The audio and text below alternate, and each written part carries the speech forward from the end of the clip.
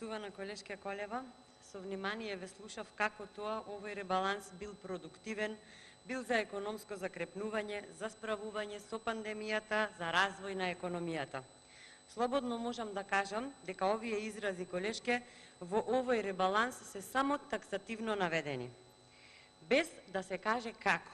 Значи нема одговор каков е планот за економско закрепнување, како ќе се справите со пандемијата и како ќе ја развивате економијата.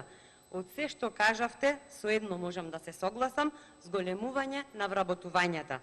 Ама меѓу редови, тоа значи зголемување на партиските вработувања или по-конкретно предизборно партиско вработување.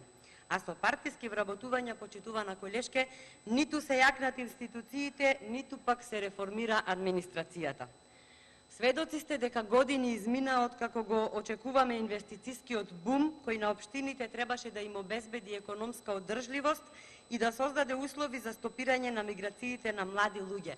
Ама од општините гледаме само понатамошно задолжување, превработеност и неработа.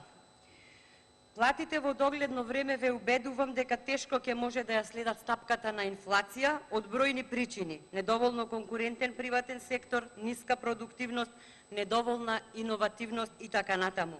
И за жал, спас од граѓаните повторно ќе го бараат во заминување во странство со цел да си обезбедат екзистенција.